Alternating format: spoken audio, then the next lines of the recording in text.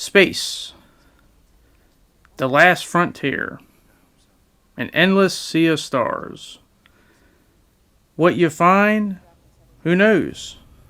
It is an adventurer's ultimate journey to journey into the unknown.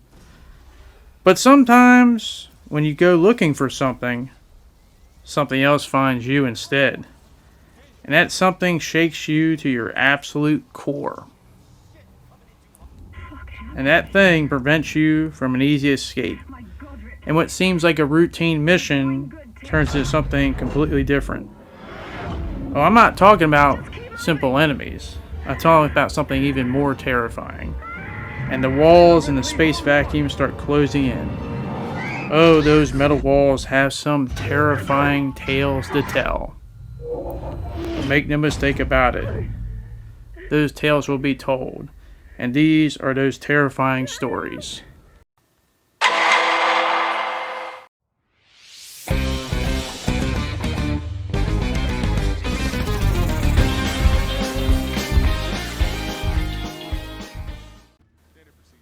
What is up? Hopefully you guys are having a wonderful day. Back here with some more Dead Space Remake and Alien Isolation gameplay for you. And today I'm going to be talking about why I believe space survival horror games in terms of their atmosphere just hit really different. Now that's not to knock other survival horror games that have great atmosphere as well. But there's just something about being lost and stuck in space that, in my opinion, just creates just an atmosphere that's just really different, that sets itself apart from others. I don't know what it is, but there's just something about being trapped in either a station or a ship, lost out in space. It just gives me a whole different perspective of meaning of what I feel like a horror game should convey in terms of its atmosphere. Because let's just be honest. Having a great atmosphere in a survival horror game is like having a great cast of characters in a party in a JRPG. They just kind of go hand in hand. And when you don't have it, it really makes you look bad. In this, I'm going to be talking about the Sevastopol from Alien Isolation and the Ishimura from DeadSpace. Because, in my opinion, I think the biggest advantage in terms of space survival horror has, in terms of its atmosphere, is the location you are. Because remember, being stuck out in space, it's not like you can just leave anywhere. You're usually confined to some type of hard ship, space station, a big hunky hull of mass of steel. And the cool part about it is, what I like is there's a lot of similarities between both these games. Not trying to make a whole, they're exactly like each other, they're not. But there's a lot of things both of these games really do well that they hit. Whether it's you're finding people that are eviscerated or dead in various ways, or the lighting, or just so many sound effects. There's so many things that these ships and stations do that really just elevate that horror environment, because you're competing against them just as much as you are competing against the actual enemies you do have to fight against or hide against. Because I'll say this right now, these walls are closing in. I wasn't just saying that just for the heck of it. They are, because when you go onto either one of these vessels, it's not just whatever the mission the characters are doing at a particular time, but they're trying to ultimately survive and get out of here.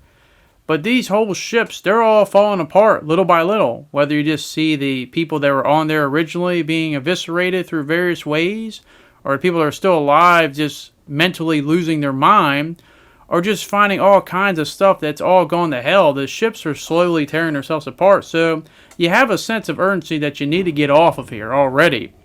But you ultimately have your own mission, which eventually all turns into ultimately trying to survive and get the hell out of Dodge. But what really sets it apart is how it presents that environment, that atmosphere, how these walls are ultimately presented. You have so many moments here in both of these games where I'll just simply be lost in the background, the scenery, whether how the light effects work and how they move in terms of how the objects move around the room. Just seeing the shadowing, the texture, the blood and gore on there, the glowing effects of things. I'm just sitting there like, damn, I'm playing a survival horror game, but it's such a joy and a pleasure just to look at how they did so many of these things. Whether it's in either one of these games, it's really amazing. Like, Alien Isolation did come out 2014, and I'll still tell you to this day, it looks amazing in terms of how it does a lot of its light sources. Also hearing the sound effects in the background, how you'll have just things turning on and off, just the sounds of outside of the hull, I guess asteroids hitting the ship, or just simply just the lights turning on and off, just that whole startup process. It's kind of like, I don't know how to explain it, but therapeutic to the ears. Just having those cool sound effects. It's like as if, you're trying to slowly turn on this thing that's slowly withering away because you ultimately need to, or you're ultimately going to die. So you're fighting with both of these vehicles just as much as you're fighting with a lot of the actual enemies in this game, because you're trying to keep these things to work long enough just so you can get the hell out of here. And going through that whole process is just amazing to me. You'll have so many things of just fake outs, scares, wondering if this thing's going to blow up, if this thing's not going to work, if this thing's going to malfunction, what's going to go wrong next. And that's where I get to the point where these environments are like a living, breathing entity in its own right. And seeing how they all come to life at various moments is a treat for the eyes, as well as the ears itself. Just having the combination of the effects of the lighting, the shadowing, the textures, the ambience, the sounds, everything. I mean, hell, even waiting for the next tram to get out of here is like an event. It's in great tension. I mean, you're sitting here sweating bullets and nothing's happening, but you don't feel that way by what you're looking at because the environment is so done well. But when you do finally get on that tram and get to the next area, it is a sigh of relief, realizing, oh, you got out of that jam, but you got to jump into another jam. And that's just the nature of the beast right there. But it doesn't make the wait any more exhilarating to get on and off. I think that's what both these games really nail so well. And I think that's what makes them stand the test of time and makes them stand apart from so many other survival horror games, is they have those atmospheres that are always coming to life in various ways. I never feel 100% comfortable, if that makes any sense. Like, even if I do have a lot of experience with the games and know how things are kind of going to work in the mechanics, I never feel that way even to this day because of how damn good the environments and the atmosphere is done.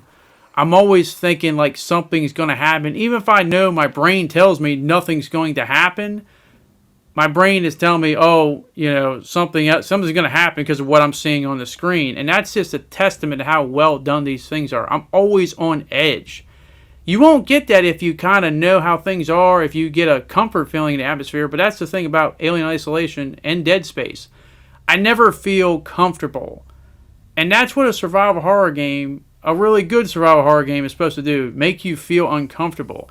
And when they can still make you feel uncomfortable after playing it through multiple times and having so many years under your belt of experience with it, it did what it's supposed to do really well and really nicely done. Whether you're just walking about or traversing platforms to get to the next area or even crawling in ventilation shafts, it's always amazing just to be seeing the backgrounds of stuff and just the whole light effects and the smokiness and the fog. And it's that ambience sometimes, because sometimes you'll have a little bit of music playing and sometimes it's just nothing but the sound effects, which, as I said, is its own thing. And I feel like it really gives a great advantage. And as I said earlier, it's not to say that other survival horror games don't do this.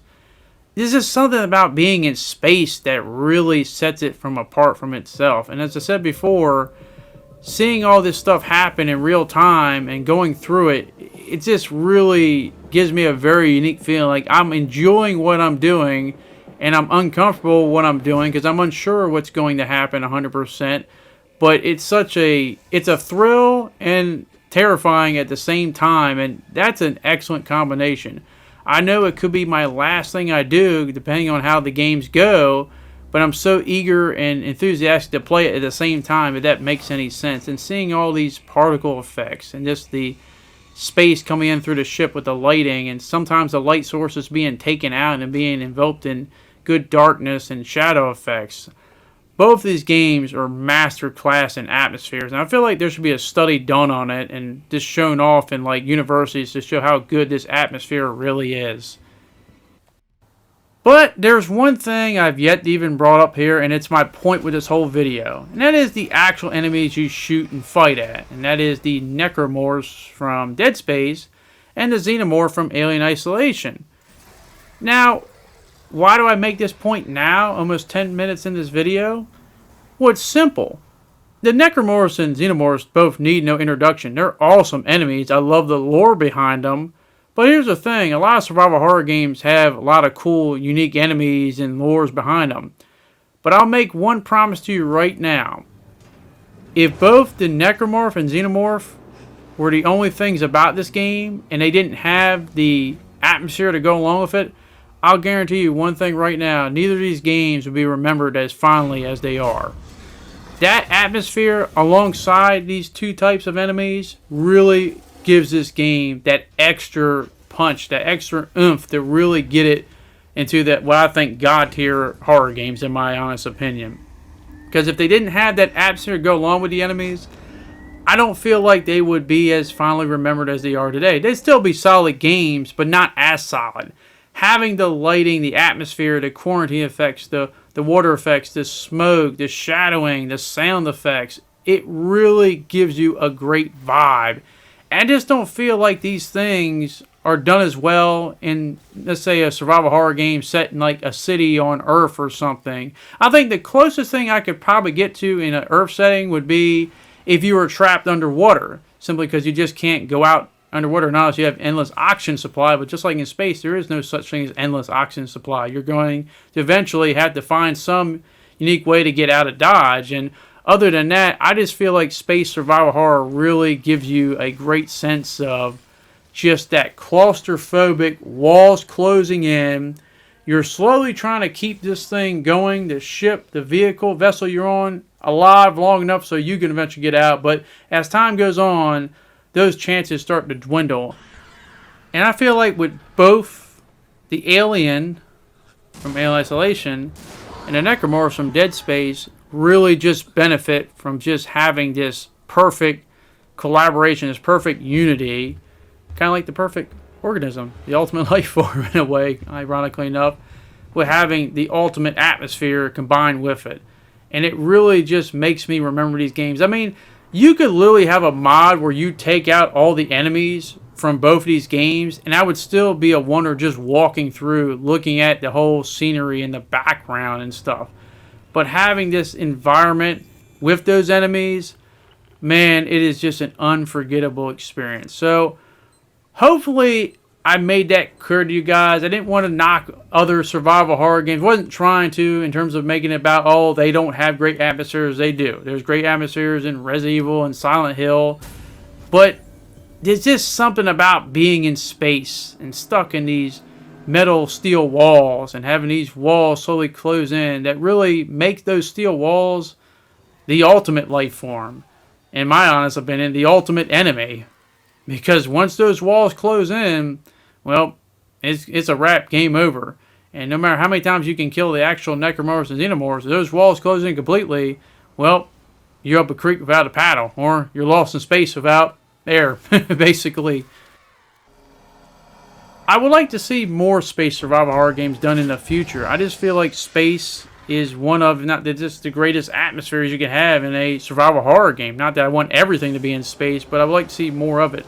I was sad to see Callisto Protocol not be more successful, as I did enjoy the atmosphere in that. Just the rest of the game didn't come along for the ride. But ultimately, there's just something about being lost in space and being stuck on a station with unkillable, ungodly creatures. But it's that whole ship that you're stuck onto, confined to, that I think comes to life more than anything else. So, hopefully I made that clear to you, but that is going to be it. Hopefully you guys did enjoy this video, and let me know your opinion about space, how you feel about it. Do you think it's the ultimate environment? Let me know down in the comment section down below, but hopefully you guys did enjoy this video, and hopefully I can see you guys back in the next one. Thank you very much for watching. Hope you guys enjoy the rest of your day, and just remember, guys, no one can hear you scream in space. I'll see you later. Peace.